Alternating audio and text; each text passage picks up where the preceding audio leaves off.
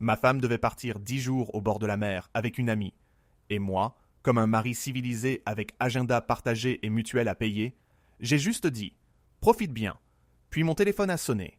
Et en moins de 3 minutes, mon mariage de 7 ans s'est transformé en dossier. Preuve, stratégie, silence. À ce moment-là, je ne savais pas encore que le pire n'était pas sa trahison, mais le sang-froid avec lequel j'allais apprendre à la regarder mentir, comme si de rien n'était, comme si j'étais le dernier homme à découvrir sa propre vie. Je m'appelle Adrien, j'ai 39 ans. J'habite près de Lyon, dans une maison à Caluire qu'on avait achetée il y a 4 ans, avec une cuisine trop grande pour deux et un olivier en pot qui survivait par pure discipline. Comme moi, j'ai monté ma boîte dans la logistique industrielle à 30 ans. J'ai bossé comme un forçat poli, celui qui serre des mains en chemise blanche et dort avec son téléphone sur la table de nuit. Ça a marché, très bien même. Assez pour la maison, une Audi récente, quelques placements propres, un comptable prudent, et ce confort tranquille que les gens jalousent en disant « Vous avez de la chance », comme si la chance signait les contrats à votre place. Ma femme, Claire, 34 ans, travaillait aussi. En théorie, elle enchaînait des missions en communication pour des petites marques, un peu de freelance, un peu de consulting, beaucoup de pauses café. Elle savait très bien donner l'impression d'être débordée sans jamais produire le moindre résultat visible. Un talent français sous-estimé. Je ne l'avais pas épousée pour son sens de l'effort, j'aimais sa vivacité, son ironie, sa façon de rendre supportable un dîner avec des gens qui disent « concept store avec gravité ». Pendant longtemps, on a été solide, ou du moins élégant dans notre manière de faire semblant de l'être. Le matin de son départ, elle a posé sa valise près de l'entrée, beige, rigide, beaucoup trop chic pour aller soi-disant chez une copine qui avait juste une maison familiale vers Alicante. Elle m'a embrassé vite, avec ce parfum léger qu'elle mettait quand elle voulait paraître naturelle. Tu sais, le naturel qui coûte 110 € chez Sephora. Elle m'a dit « Lucie m'attend déjà là-bas. On va couper un peu. Soleil, plage, rien faire. Je rentrerai le 18. » J'ai souri. J'avais une réunion à Pardieu. 2 rendez-vous bancaires ensuite. Rien d'extraordinaire. Aucun pressentiment dramatique. Juste un jeudi dense comme les autres.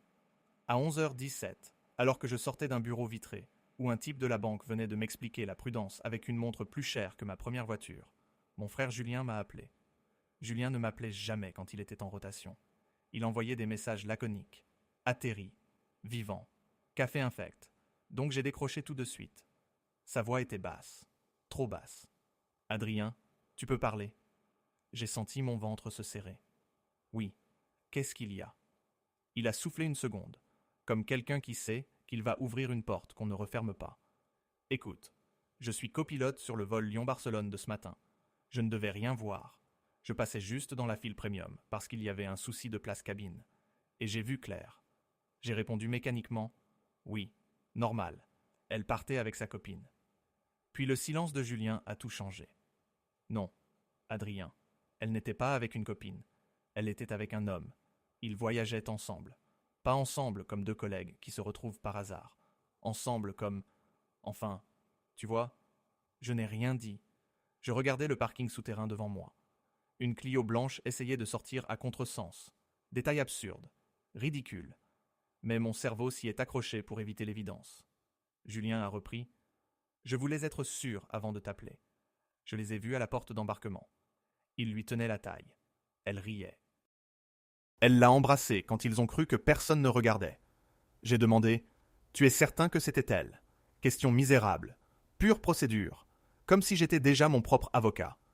Il a eu presque l'air vexé. « Adrien, c'est ma belle-sœur depuis 7 ans.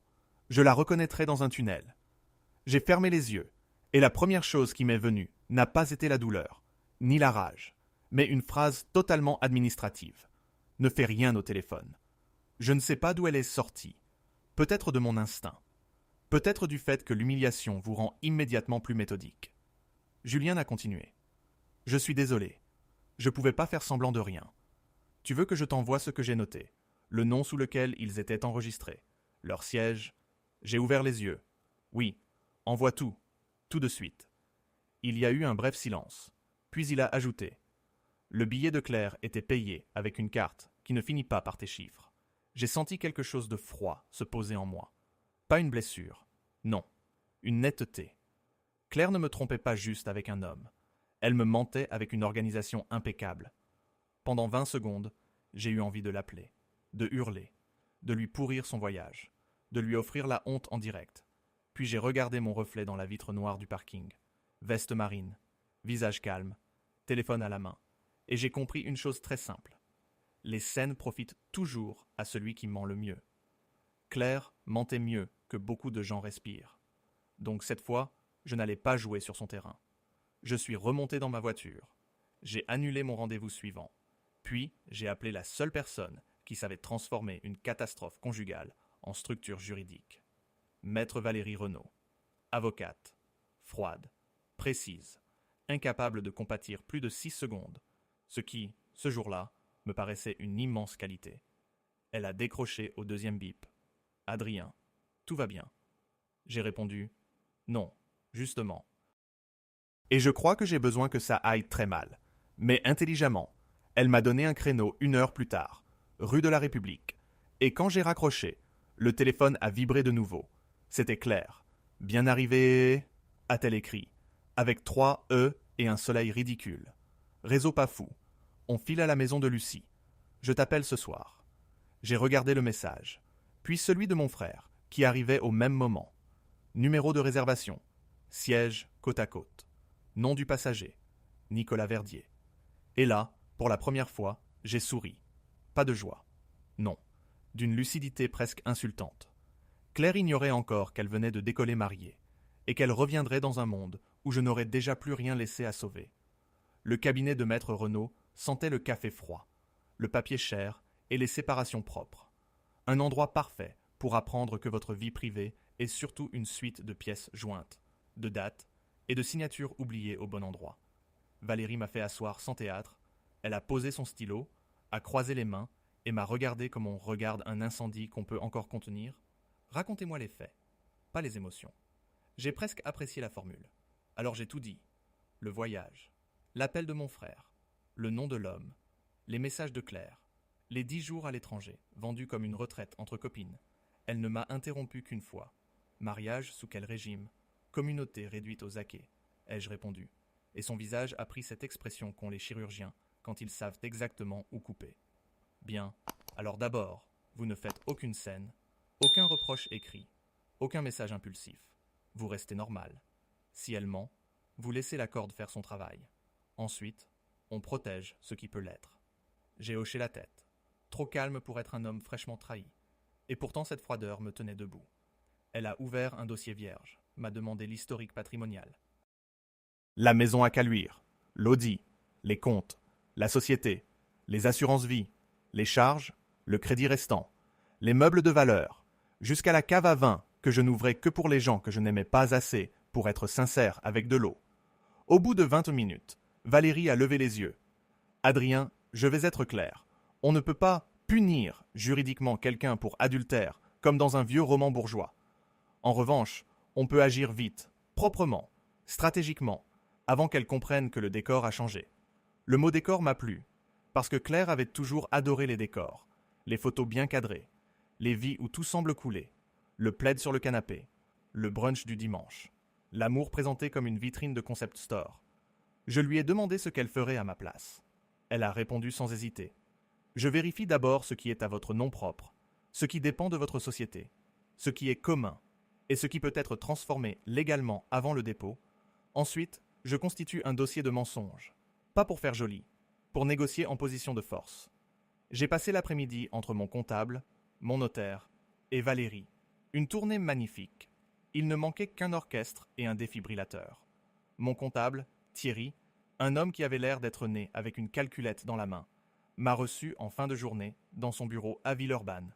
Quand je lui ai résumé la situation, il a retiré ses lunettes, a soufflé, puis a dit « Bon, émotionnellement, c'est sordide. Fiscalement, ça dépend. » Phrase d'une humanité bouleversante. Il a épluché ma structure. Certains actifs étaient dans la société, d'autres non. L'audit était en leasing pro, ce qui me donnait une marge. Certains placements étaient antérieurs au mariage, donc traçables. Et la maison, elle, restait le gros morceau. Achetée ensemble, financée en grande partie par moi, mais commune dans ses effets. Valérie, au téléphone, a dit Si vous voulez vendre, il faut son accord. Ou un levier. Et vite. Je lui ai répondu. Claire signe facilement tout ce qui ressemble à de l'administratif, surtout quand elle pense être en train de bronzer aux frais du destin.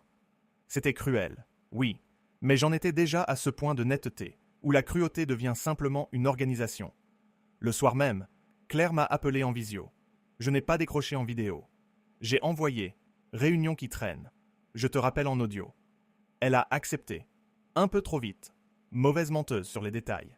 Excellente sur l'ensemble. Quand je l'ai eue au téléphone, j'entendais du vent et des couverts au loin. Elle jouait la femme détendue. Tu devrais voir la vue. C'est magnifique. Lucie a une terrasse incroyable. J'ai répondu « Ah oui, envoie une photo avec elle. Je lui ai jamais pardonné son anniversaire vegan. Ça me fera rire. » Un blanc, minuscule, mais net. Puis elle a ri. Elle est partie courir. Là, attends demain. Je me suis servi un verre d'eau, parce que l'alcool donne du courage aux imbéciles et de l'élan au regret. Puis j'ai dit, bien sûr, profite. Ici, tout roulait déjà dans un autre sens. Le lendemain matin, Valérie m'a fait préparer un projet de vente pour la maison, officiellement motivé par une opportunité d'investissement via ma société et une optimisation patrimoniale avant refinancement, un langage assez ennuyeux pour que Claire n'y voie jamais un piège. Je lui ai envoyé un message étudié, le genre mari sérieux, mais un peu stressé. J'ai une fenêtre avec la banque pour restructurer certaines lignes. Il faut que tu me signes 2 procurations et un accord de principe. Rien d'urgent pour toi, mais très urgent pour moi. Timing infernal, comme d'habitude. Elle a répondu 3 heures plus tard. Désolé ma vie. Journée plage. Envoie-moi ça sur WhatsApp. Je regarderai ce soir.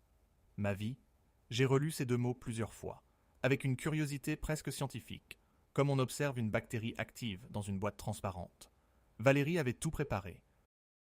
Les documents étaient légalement présentables, techniquement défendables, et surtout noyés dans d'autres pièces authentiques. J'ai envoyé l'ensemble. Claire m'a appelé au bout de 10 minutes. Adrien, c'est long ton truc. Je comprends rien. J'ai pris mon ton le plus mari-marié. Normal. Personne ne comprend jamais ces papiers. Signe les pages marquées en jaune. Je gère le reste. Elle a soupiré, a plaisanté sur mes lubies de chef d'entreprise, puis a signé électroniquement sans lire davantage. Cette femme me trompait avec méthode et me faisait encore confiance pour la paperasse. J'ai trouvé ça presque offensant. Vers 19h, Thierry m'a rappelé. La machine est lancée, mais il y a un détail qui pourrait t'intéresser. J'ai demandé lequel. Il a hésité une seconde. Puis il a dit « Nicolas Verdier, le type avec qui elle voyage. Son nom me disait quelque chose. J'ai vérifié. Il a eu une boîte qui a été liquidée, il y a 2 ans. Dette, procédure, contentieux. Pas exactement le prince de Marbella. Là, pour la première fois depuis l'appel de mon frère, j'ai senti monter autre chose que la colère, une forme de fascination glacée. Claire ne risquait pas seulement notre mariage pour un autre homme, elle le risquait pour un homme ruiné. Et ça, je savais déjà que ce détail allait tout changer.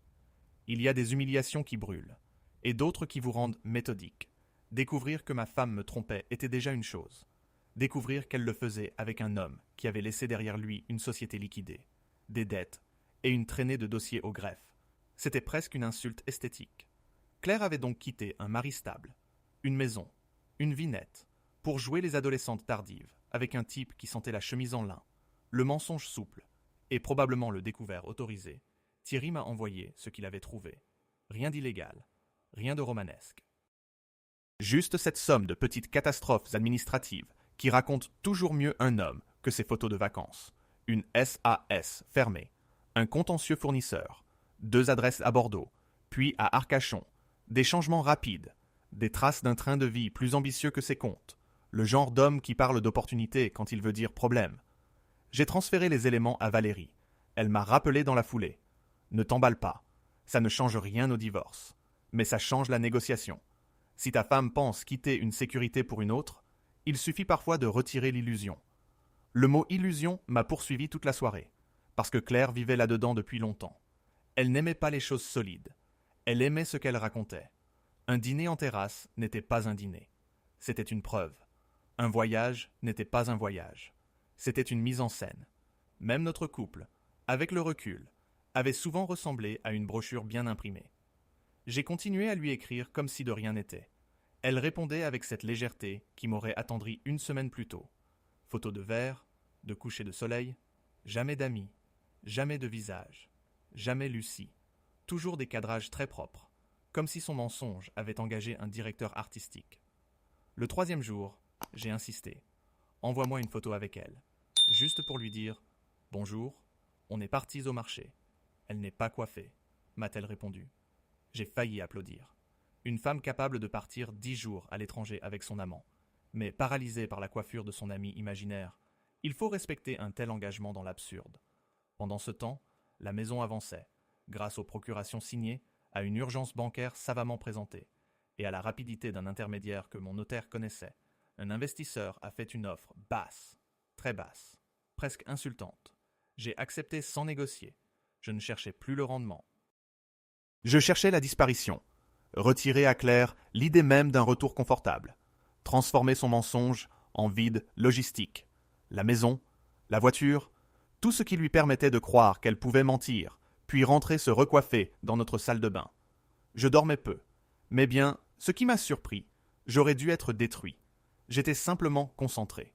Et parfois, entre 2 mails et un appel avec Valérie, je repensais à notre première année, à son rire dans un bar de Croix-Rousse, à sa façon de me regarder comme si j'étais la seule pièce stable dans une pièce trop bruyante. Je ne me racontais pas d'histoire. Je savais que nous avions été heureux, au moins un temps, ce qui rendait la suite moins tragique, juste plus chère. Le 5e jour, un détail a fissuré le vernis. Claire m'a appelé plus tôt que d'habitude. Voix tendue, faussement légère. Tu peux me faire un virement. Juste 2000. Lucie a eu un souci avec sa carte pour la réservation du bateau, et je vais avancer. J'ai regardé l'écran sans répondre pendant 2 secondes. Le bateau, évidemment. Il y a toujours un bateau dans les mensonges de vacances. J'ai demandé, et Nicolas, il ne peut pas avancer. Silence, net, parfait. Un silence de chute. Puis elle a repris trop vite. Quoi? Quel? Nicolas? J'ai souri tout seul dans mon bureau. Le genre de sourire qui vous fait comprendre qu'une personne vient de perdre la guerre sans le savoir. J'ai répondu d'une voix calme. Je voulais dire le mari de Lucie. Tu m'as dit qu'il était là aussi. Non. Elle a bredouillé quelque chose. S'est reprise. A changé de sujet. Puis a conclu qu'elle se débrouillerait. Je n'ai pas envoyé un centime. J'ai appelé Julien le soir même. Il m'a confirmé un détail qu'il n'avait pas trouvé utile de me donner. Au début, au retour du vol aller, un membre d'équipage avait reconnu Nicolas, pas comme passager fréquent, comme type qui drague tout ce qui respire dans les zones premium et raconte sa vie en surclassement l'imaginaire. Ça ne prouvait rien de plus, mais ça dessinait un profil. Claire n'était peut-être pas la femme choisie, elle était peut-être juste la femme disponible. Et là, je l'avoue, mon envie de revanche a changé de couleur. Ce n'était plus seulement contre elle, c'était contre la comédie entière. Le 6e jour, j'ai reçu un message d'un numéro inconnu. « Bonsoir, je crois que nous devrions parler de Nicolas Verdier et de votre épouse. » Je n'ai pas répondu tout de suite. J'ai fixé l'écran, puis le second message est arrivé. Je suis son ex-compagne. Et vous n'êtes visiblement pas le premier à qui il ment. À cet instant, j'ai compris que le retour de Claire ne se passerait pas du tout comme elle l'avait imaginé, et que moi non plus, je n'étais plus exactement l'homme qu'elle avait quitté à l'aéroport. J'ai rappelé le numéro inconnu depuis le parking de mon bureau, entre 2 utilitaires sales et un ciel gris très lyonnais, le genre de décor qui convient parfaitement aux vérités qu'on n'avait pas commandées. La femme a décroché au 2e bip, voix posée, fatiguée, pas théâtrale, ce qui m'a immédiatement paru plus crédible que 90% des gens que j'avais croisés cette semaine. Elle s'appelait Sonia. Elle vivait à Bordeaux. Et elle avait passé presque 3 ans avec Nicolas Verdier, avant de comprendre qu'avec lui, la fidélité était une fiction et la stabilité un accessoire de langage. Elle n'a pas tourné autour du pot. Nicolas repère les femmes mariées ou en couple, surtout celles qui ont une vie confortable et qui se croient juste un peu mal comprises. Il leur vend une parenthèse, une intensité, un avenir plus libre. Ensuite, il emprunte. Il promet. Il disparaît. J'ai appuyé mon dos contre la voiture et j'ai fermé les yeux. 1 seconde. Pas de douleur cette fois. Juste cette impression d'être entré dans une pièce où tout le monde connaissait déjà le scénario, sauf moi. Sonia a continué. Je ne vous contacte pas, par bonté chrétienne. Je vous préviens parce qu'il a essayé de revenir vers moi la semaine dernière, en me parlant d'un projet à Marbella avec une femme formidable. Quand j'ai vu sa photo sur les réseaux, Votre femme apparaissait dans les likes, les commentaires, les traces discrètes. Les gens infidèles pensent toujours qu'ils sont subtils. Ils sont surtout occupés. Elle m'a transféré des captures, des messages, des promesses recyclées, des phrases identiques envoyées à plusieurs femmes, à des dates différentes. Le romantisme industriel, la chaîne de production de l'illusion. J'ai tout envoyé à Valérie, qui m'a rappelé presque aussitôt. Ne t'en sers pas pour humilier, sers-t'en pour verrouiller. Nuance essentielle chez les gens intelligents. Entre-temps, la vente de la maison touchait à sa fin. L'acheteur voulait entrer vite, très vite. Un homme pressé, peu sympathique, idéal. Il s'intéressait davantage au potentiel du terrain qu'au charme des lieux. Exactement le type de personne que je voulais voir remplacer nos dimanches brunch et nos plantes d'intérieur sous perfusion. Lodi, elle, repartait par anticipation dans le cadre du leasing. Je perdais de l'argent, bien sûr, mais je gagnais autre chose. La disparition matérielle du confort de Claire, ce qui, à ce stade, me procurait une sérénité presque spirituelle. Le 7e jour, elle m'a écrit comme si nous étions encore ce couple banalement uni que ses messages prétendaient, préserver. Tu me manques. On rentre bientôt. On se fera un resto vendredi. J'ai relu la phrase. On se fera un resto vendredi. Comme on relit une erreur de saisie dans un contrat déjà signé. Vendredi, elle allait surtout découvrir que notre adresse n'était plus vraiment la sienne. J'ai répondu avec chaleur. Bien sûr, profite encore un peu. Ici, c'est infernal. Banque, syndic, paperasse. Tu sais comme j'adore mes loisirs. Elle m'a envoyé un emoji qui riait. J'ai trouvé le symbole approprié. Le lendemain, Sonia m'a rappelé avec un détail supplémentaire. Nicolas n'était pas seulement fauché. Il cherchait activement quelqu'un pour l'aider à rebondir, comprendre. Une femme solvable avec une tolérance élevée aux mensonges et un faible niveau de vérification. Le portrait de Claire dans ses mauvais jours. Et alors, pour la première fois, j'ai senti une forme étrange de pitié. Pas pour l'épouse infidèle, non. Pour la femme suffisamment vaniteuse pour croire qu'elle était l'exception dans la collection. Mais la pitié n'a pas duré. Le soir même, Claire a commis l'erreur qu'on finit toujours par commettre quand on ment trop longtemps. Elle m'a envoyé une photo, prise soi-disant depuis la terrasse de Lucie. Derrière son verre de vin, dans le reflet de la baie vitrée, on distinguait nettement une silhouette masculine. Chemise blanche, bras posés sur le dossier de sa chaise. J'ai agrandi l'image, puis encore, et j'ai éclaté de rire. Un vrai rire, franc, presque joyeux, parce que après tant d'efforts, tant d'alibis, tant de petits arrangements, elle venait de m'offrir elle-même le détail ridicule qui résumait tout. J'ai envoyé la photo à Julien. Il m'a répondu en 10 secondes. Oui, c'est bien lui. Même carrure, même coupe, le roi des salons d'aéroport. Valérie, elle, a été plus utile. Parfait. Garde tout. Ne dis rien. Elle s'enterre très bien seule. Le 9e jour, j'ai fait vider mes derniers effets personnels de la maison. Costume, dossier, montre, les quelque choses auxquelles je tenais vraiment. Le reste pouvait mourir sur place. En partant, j'ai traversé le salon vide et j'ai vu les marques plus claires sur le mur où avait été la bibliothèque. Les traces d'une vie qui s'était retirée, comme la mer laisse derrière elle, des objets peu flatteurs. J'ai pensé à nos 7 ans ensemble, au compromis, au projet, à cette habitude si française de tenir un couple debout avec du sarcasme, un crédit et 2 vacances par an, puis j'ai refermé la porte sans nostalgie. Juste avec la sensation nette d'avoir enfin cessé de défendre quelqu'un qui ne vivait déjà plus avec moi. Le 10e jour au matin, Claire a atterri. Elle m'a envoyé. On a décollé. Puis, arrivé. Tu peux venir me chercher. J'ai menti sans effort. Impossible. Réunion de crise. Prends un taxi. Je suis désolé. Elle a insisté un peu, puis s'est résignée, habituée depuis toujours à ce que la logistique s'organise autour d'elle comme une évidence naturelle. J'avais tout prévu. L'acheteur avait pris possession des lieux. Valérie avait fait signifier les premiers actes, et un homme mandaté devait simplement remettre une enveloppe. Rien de théâtral, rien d'illégal, juste la fin administrative d'une comédie sentimentale. À 14h12, mon téléphone a vibré. Un message de Claire. Adrien, c'est quoi ce délire? Il y a un inconnu chez nous. Il m'a donné des papiers. Rappelle-moi tout de suite. Je ne l'ai pas rappelé. Pas encore. J'ai laissé passer 2 minutes, puis 3, puis 5, jusqu'à ce qu'un second message tombe. Plus sec, presque paniqué. La maison a été vendue. C'est une blague. Dis-moi que c'est une blague. J'étais assis face à la baie vitrée de mon nouveau bureau temporaire, un espresso froid à la main, et pour la première fois depuis l'appel de mon frère, j'ai eu le sentiment exact d'être revenu à moi-même.